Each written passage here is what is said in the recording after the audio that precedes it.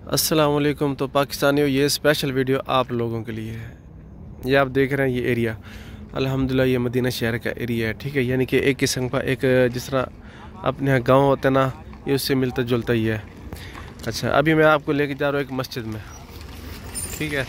तरावियाँ हो रही है, आप कुरान मजीद की तिलावत सुनना कि वो कैसे पढ़ रहा है माशाल्लाह। और जबकि पाकिस्तान में जो तरावियाँ पढ़ी जाती हैं, हमारे कारी साहब, हमारे मौलाना साहब इतनी स्पीड से पढ़ते हैं, बस अल्लाह उनको हिदायत दे। तो मैं आपको अभी मस्जिद के अंदर ले चलता हूँ। ये मस्जिद है, तो आप सुनो, इंशाल्लाह आपको सुकून मिलेगा।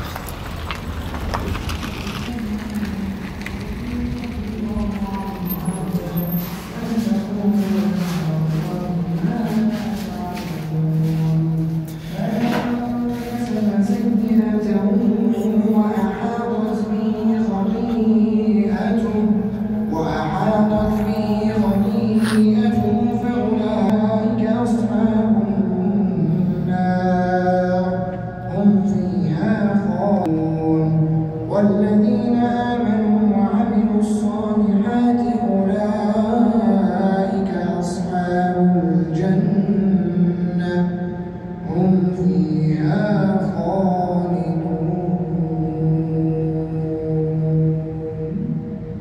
الله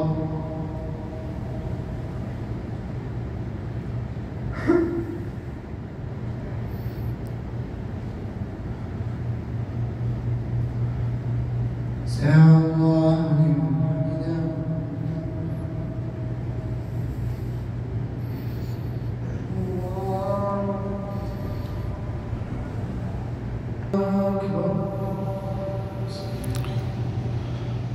الحمد لله رب العالمين الرحمن الرحيم مالك يوم الدين إياك نعبد وإياك نستعين اهدنا الصراط المستقيم صراط الذين أنعمت عليهم غير المغضوب عليهم ولا الضالين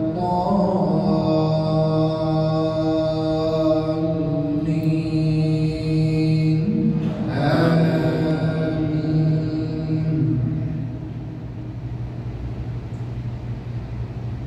وإذ أخذنا ميثاق بني إسرائيل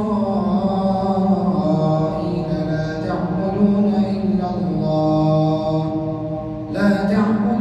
إلا الله وبالوالدين إحسانا وذي القربى واليتامى والمساكين وقولوا للناس حسنا وأقيموا الصلاة وآتوا الزكاة ثم توليتم إلا قليلا منكم وأنتم معرضون.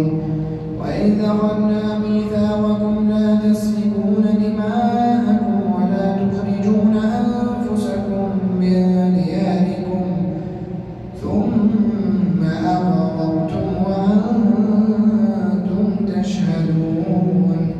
ثم أنتم هؤلاء تقتلون أنفسكم وتخرجون فريقا منكم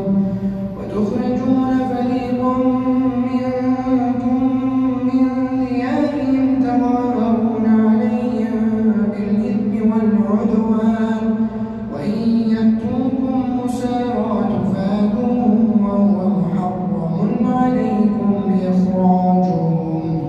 أفتؤمنون ببعض الكتاب وتكفرون ببعض فما جزاء من يفعل ذلك منكم إلا خزي في الحياة الدنيا ويوم القيامة يردون إلى